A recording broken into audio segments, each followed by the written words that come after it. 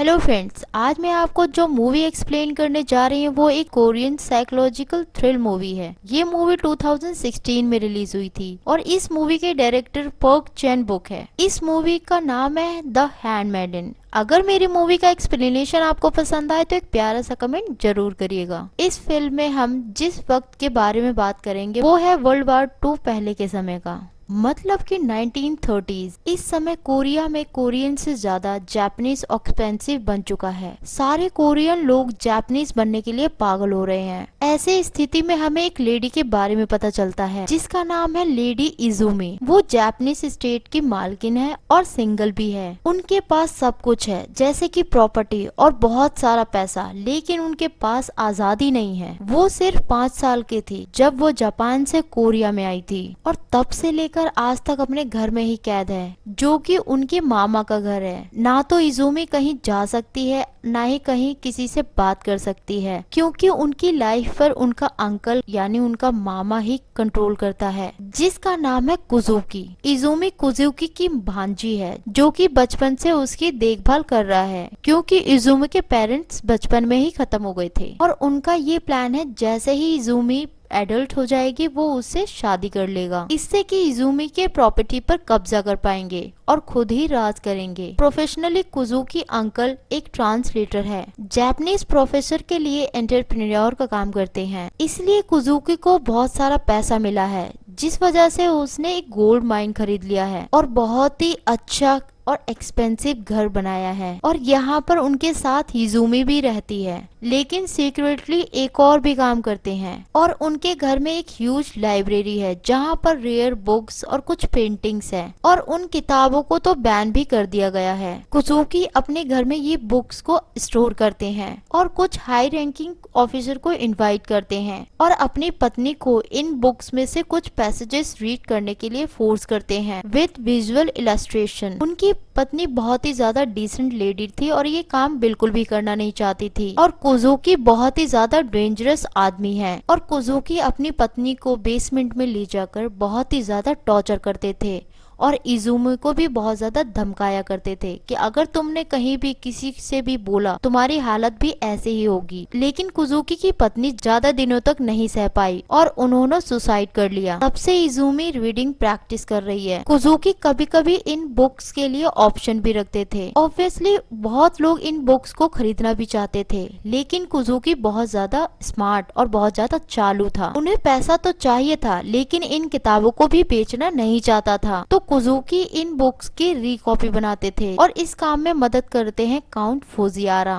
वैसे तो अपने आप को काउंट बुलाते हैं, लेकिन वो काउंट है नहीं, वो एक कॉन मैन है। लोगों को मैनिपुलेट करना, फॉर्चेज करना, ये बहुत अच्छे से वो जानते हैं, लेकिन वो पेंटिंग बहुत अच्छी बनाते हैं। इसी सिलसिले में काउंट फुजियारो को कोजियो मेंशन में एंट्री मिलती है, जहाँ पर इजुमी से मुलाकात होती है और इजुमी से मिलकर उसे लगता है कि इजुमी बहुत ज्यादा इनोसेंट लड़की है, इसे मैनिपुलेट करना बहुत ज्यादा इजी होगा। तो ये प्लान करते हैं कि इजुमी से प्यार का नाटक करेंगे और उससे शादी कर लेंगे। उसके बाद समहाउ मेंटल अजाइलम में भेज देंगे, इससे कि वो सारे प्रॉपर्टी का मालिक खुद बन जाएगा। और उसे ये प्लान काफी ज्यादा सिंपल लग रहा था, लेकिन एग्जीक्यूट करना बहुत ही मुश्किल था। इधर इजुमी इनोसेंट है या तो फिर वो स्टोन हार्टेड है। समय बहुत कम है, काउंट फुजियारो को बहुत जल्दी प्लान करना होगा, वरना तो वो प्लान करते रह जाएंगे और इधर कुजुकी इजुमी से शादी कर लेंगे। तो वो एक लड़की को हायर करते हैं जिसका नाम सुखी होता है और इस काम में ये लड़की काउंट फुजियारो की मदद करने वाली है। इसके बदले में इस लड़की को इजुमी के बहुत सारे पैसे, ज्वेलरीज और उसके सारे कपड़े मिलने वाले हैं। सुखी तमाको नाम से इजुमी से मिलने के लिए जाती है और एक रेफरेंस लेटर भी देती है। इसमें ये लिखा होता है कि पहले भी वो मेड रह चुकी है और प्रीवियस मैडम भी उससे काफी ज्यादा इम्प्रेस्ड थी। और ये जो रेफरेंस लेटर है वो काउंट फुजियारा ने ही लिखा था और सुखी को दिया था, क्योंकि सुखी खुद इलिटरेट है और वो एक अनाथ है जहाँ पर सुखी रहती थी वहाँ पर बहुत सारे अनाथ बच्चे भी रहते थे। उन्हें सिर्फ चोरियां करना ही सिखाया करते थे। सुखी इन कामों में काफी माहिर है, लेकिन अब उसे एक्टिंग करना है, वो भी कन्विंस वे से। नेक्स्ट सीन में हम देखते हैं सुखी इजुमी का बहुत ज्यादा ख्याल रखती है और उसका वही काम होता है कि वो क्या कर रही है, वो क्या बातें कर रही है, सारी इंफॉर्मेशन ले जाकर काउंट फुजियारा को बताना होता है। वहीं हम देखते हैं काउंट फुजियारा इजुमी के लिए सब कुछ कर रहे थे, उसको इम्प्रेस करना, उसकी बात मानना, वो अपना काम कर ही रहे थे। पर सुखी का काम ये भी है धीरे धीरे इजुमी के दिल में काउंट फुजियारा के फीलिंग्स को इंसेप्ट करना। सुखी को इजुमी को ये समझाना है कि फुजियारा बहुत अच्छा आदमी है और उससे बहुत ज्यादा प्यार करता है, उससे शादी भी करना चाहता है। सुखी अपना काम जानती है और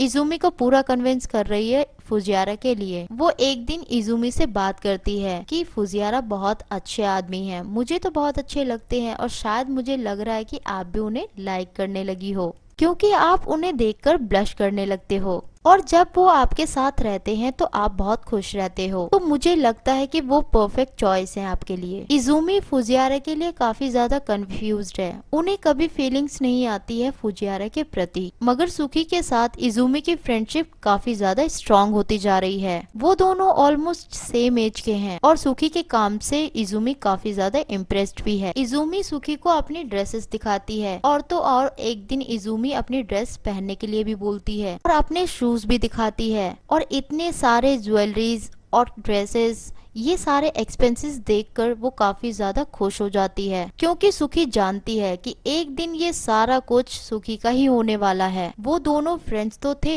लेकिन इस फ्रेंडशिप में इमोशनल बॉन्ड भी था और इमोशनल बॉन्ड के साथ साथ फिजिकल अट्रैक्शन भी था। वो दोनों एक दूसरे के लिए फील करने लगे थे। जब सुखी अपने आंखों के सामने इजुमी और फुजियारा को एक दूसरे को साथ में देखते थे तो उसे बहुत ज्यादा बुरा लगता था, क्योंकि वो जानती थी कि इसके बाद इजुमी के साथ क्या होने वाला है और सुखी अपनी फीलिंग्स को छुपा लेती थी। वो अपने काम पे फिर से लग जाती है, वो ऐसे ही अपने हाथ से पैसे नहीं जाने देती। इजुमी को पेंटिंग सिखाने के बहाने से काउंट फुजियारा इस हवेली में आया करते थे और सुखी को आगे काम करने के इंस्ट्रक्ट दिया करते थे। सुखी कभी उसके मैसेज इजुमी पहुंचाती थी और कभी उसके गिफ्ट्स को कैरी करती थी। ऐसे ही टाइम बीतता जा रहा था। सुखी एक माँ की तरह इजुमी का ख्याल रखने लगी थी। इजुमी भी अपनी सारी बातें उससे शेयर करती थी, जिससे कि वो कभी भी किसी से शेयर ना कर पाए। ग्रेजुअली सुखी को पता चला कि इजुमी कितना लोनली फील करती है, उसे एक अच्छे फ्रेंड की बहुत जरूरत है और ऐसे ही धीरे धीरे इजुमी के प्रति सुखी के इमोशनल बहुत ज्यादा स्ट्रॉन्ग होने लगे थे। और दूसरी तरफ हम देखते हैं काउंट फुजियारा भी बहुत ज्यादा आने लगे थे। वो काफी लंबे समय तक इजुमी से बात करते थे और सुखी को किसी न किसी बहाने से भेज देते थे। सुखी शायद जानती है उससे अकेले में बात करना चाहते हैं और इजुमी से इंटीमेट होना भी चाहते हैं, मगर सुखी को ये देखकर बिल्कुल भी पसंद नहीं आ रहा था। और एक दिन सुखी उन दोनों को किस करते हुए देखती है तो उसे बहुत ज्यादा गुस्सा आता है। उसका मन ऐसा कर रहा था कि ये सब कुछ छोड़कर यहाँ से जल्दी भाग जाए, लेकिन उसे तो ये काम करना ही था, क्योंकि उसे बहुत सारे पैसे अपने घर भेजने थे। अगर सुखी ये काम नहीं कर पाई तो फुजियारा उसके असली आइडेंटिटी के बारे में इजुमी को बता देंगे, तब इजुमी भी वैसे भी उसको घर से निकाल देगी। सुखी पूरी कोशिश करती है और एट लास्ट इजुमी को मना लेती है, लेकिन सुखी को इजुमी एक कंडीशन देती है कि वो उसके साथ जापान जाए तो उसके लिए वो ये शादी कर सकती है। बहुत ही अजीब बात होती है, लेकिन सुखी ये बात मान जाती है। नेक्स्ट डे कुजुकी जैसे ही कहीं काम के लिए बाहर जाते हैं, तभी काउंट फुजियारा सुखी और इजुमी को लेकर निकल जाते हैं। As per plan next day ही वो शादी कर लेते हैं और फुजियारा बहुत ही ज्यादा खुश होता है, लेकिन असली काम तो ये है इजुमी को मेंटल अजाइलम में भेजना और उसकी प्रॉपर्टी को अपने नाम कराना। नेक्स्ट डे ही देखते हैं काउंट फुजियारा इजुमी को लेकर मेंटल अजाइलम में पहुंच जाते हैं। अजाइलम अथॉरिटी से सुखी की बात हो चुकी है। सुखी चाहती है कि इजुमी को इस तरह होस्टेस बनाया जाए, ना तो कोई उसे हार्म कर पाए और ना ही वो खुद से सुसाइड कर पाए, और वो पहले भी सुसाइड अटेम्प्ट कर चुकी है। अब टाइम आ गया था कि इजुमी को वहाँ पर जाना था, लेकिन सुखी को बहुत ज्यादा बैड फील हो रहा था। लेकिन हम देखते हैं कि यहाँ पर बहुत ही ज्यादा इंटरेस्टिंग ट्विस्ट होता है। जब अजाइलम के वर्कर्स आते हैं तो वो इजुमी को नहीं बल्कि वो सुकी को लेकर जाते हैं और उसे होस्टेज बनाते हैं। सुकी ये देखकर बहुत ज्यादा चौंक जाती है और उसे लगता है कि इन लोगों को कंफ्यूज हो रहा है। वो फुजियारा से हेल्प मांगती है, लेकिन उसके साथ साथ इजुमी चुप रहती है। उनके फेस पर कोई भी कंफ्यूजन नहीं थी और उन्हें ऐसा लग रहा था कि ये शायद होने वाला था, और ऐसा ही हुआ। कहानी के इस मोड़ से सब कुछ चेंज हो जाता है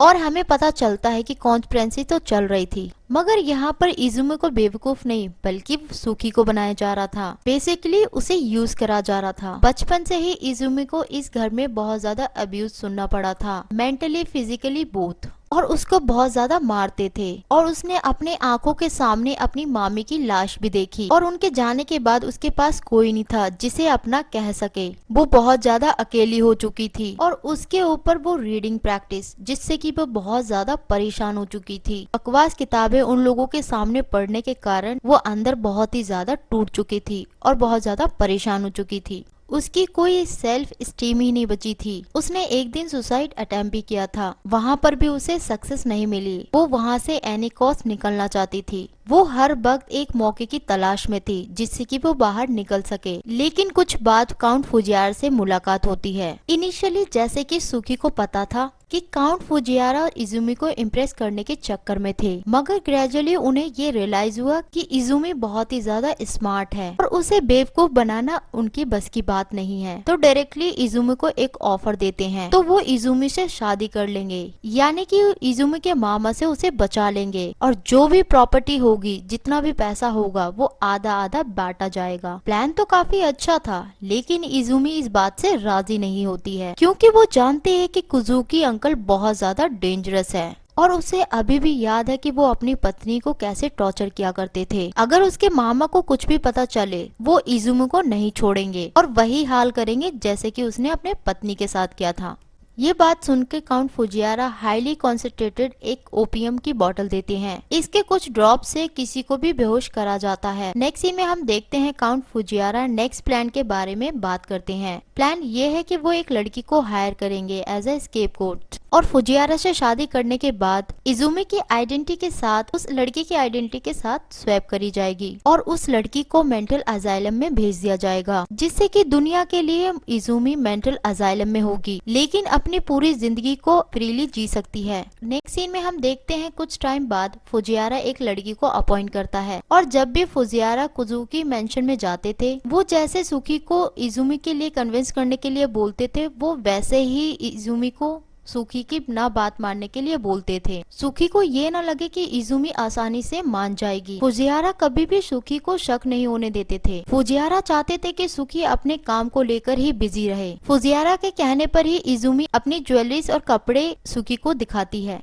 जिससे कि वो और ज्यादा ग्रीडी हो जाए और उसके कहने पर ही सुकी को जबरदस्ती जापान ले जाने की जिद की थी, जिससे कि उनका ये प्लान सक्सेसफुल हो जाए। वैसे तो इजुमी फुजियारा को बिल्कुल भी पसंद नहीं करती थी, लेकिन इस प्लान को सक्सेसफुल होने के लिए उसे वो टॉलरेट कर रही थी। इवन जो सुकी ने उस दिन देखा था दोनों को किस करते, वो उनका प्लान था। वो दोनों सिर्फ सुकी को दिखाने के लिए ऐसा कर रहे थे और वो एक प्लान का हिस्सा था, जिससे कि सुकी को यकीन आ जाए कि दोनों रिलेशनशिप में है। नेक्स्ट सीन प्रेजेंट में हम देखते हैं जहाँ पर फुजियारा और इजुमी बैठे होते हैं। वो दोनों एक रेस्टोरेंट में बैठे होते हैं और सक्सेसफुली उन दोनों का प्लान चल रहा होता है। अब बस फोटो स्टूडियो में जाकर सुकी के आइडेंटिटी कार्ड पर इजुमी की फोटो लगानी है, जिससे कि सबको लगे कि इजुमी मेंटल अजाइलम में है। और इस हालत में काउंट फुजियारा यानी इजुमी के हस्बैंड को सब कुछ मिलने वाला है। वो सारी प्रॉपर्टी को बेच देंगे और दोनों को अपना अपना पैसा दे देंगे। अभी तो सब प्लान वाइज ही चल रहा था। नेक्स्ट सीन में हम देखते हैं कि उसी रात फुजियारा इजुमी को प्रपोज कर रहे होते हैं और उन दोनों को लगता है कि हम एक अच्छे पति पत्नी बन सकते हैं। इजुमी कुछ कह सके उससे पहले फुजियारा उसे किस करने लगते हैं और दोनों इंटीमेट हो जाते हैं। उससे पहले कुछ कर पाते फुजियारा वहाँ पर बेहोश हो जाते हैं और इजुमी वहाँ से निकल जाती है। नेक्स्ट सीन में हम सुकी को देखते हैं जहाँ पर मेंटल अजाइलम में थी। वो खाना खा रही होती है। खाना खाते खाते वो अचानक से हंसने लगती है। फिर देखते हैं कि उसी रात अजाइलम में आग लग जाती है, लेकिन हमें पता नहीं होता कि कैसे लग जाती है, पर वहाँ से सुकी भाग जाती है।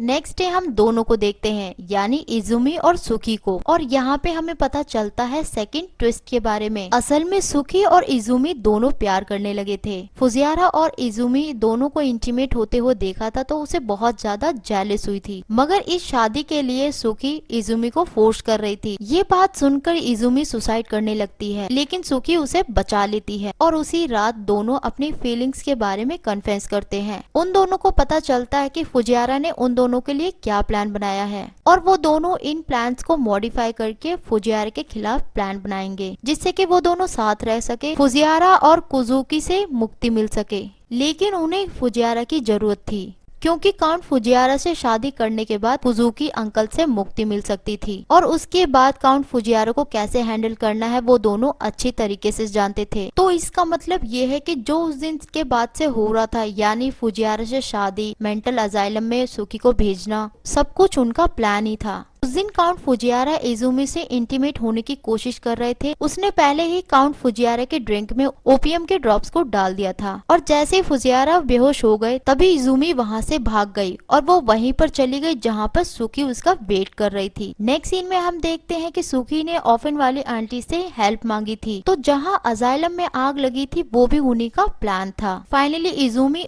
और सुकी एक साथ हैं। दूसरी साइड हम देखते हैं कि उनकी आईडीज उनके पास ही है। इजुमी आदमी की तरह ड्रेसअप करती है और वो फोटो स्टूडियो जाकर फोटोज क्लिक करवाती है और इन फोटोज की हेल्प से फुजियारा के आईडी में सेट करती है, यानी कि इजुमी काउंट फुजियारा बन सके। और फाइनली वो शनाई की तरफ रवाना हो जाते हैं। दूसरी तरफ हम काउंट फुजियारा को देखते हैं, जहाँ पर उनका सेंस लौट आया है। उनको कुजुकी अंकल के गुंडों ने होस्टेज बनाया है। भागने से पहले इजुमी ने एक लेटर अपने अंकल को लिख के दिया था, जिसमें फुजियारा के बारे में सब कुछ लिखा होता है कि इजुमी भाग चुकी है और उसको बहुत ढूंढने के बाद में भी उसके बारे में कुछ भी पता नहीं चला। तो काउंट फुजियारा को ही बेसमेंट में ले जाकर उसको टॉर्चर करने लगे और पता चला कि कुजुकी बहुत ही ज्यादा घटिया इंसान है। असल में इजुमी से पैसों के लिए ही शादी नहीं करना चाहते थे, वो पहले ही उसे बहुत ज्यादा लाइक करते थे और उसके लिए पैशनेट थे और बचपन से ही उसकी नजर अपनी भांजी पर थी। और जब ये सपना उनका पूरा नहीं हुआ तो कहीं ना कहीं फुजियारा भी इसके लिए जिम्मेदार थे। तो रिवेंज लेने के लिए और अपना फ्रस्ट्रेशन निकालने के लिए फुजियारा पर ही टॉर्चर करने लगे और उसको इतना टॉर्चर किया उसकी सारी उंगलियों को काटने लगे, जिस वजह से कुछ दिनों बाद फुजियारा मरने लगा था। लेकिन मरने से पहले एक विश मांगते हैं और कुजुकी से एक सिगरेट मांगते हैं, जो कि कुजुकी मान लेता है। हम देखते हैं फुजियारा के पास व्हाइट एंड ब्लू सिगरेट्स थी।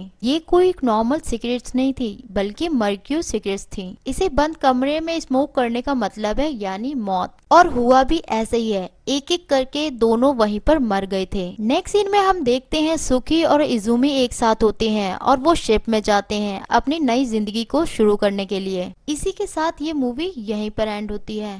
Thank you for watching.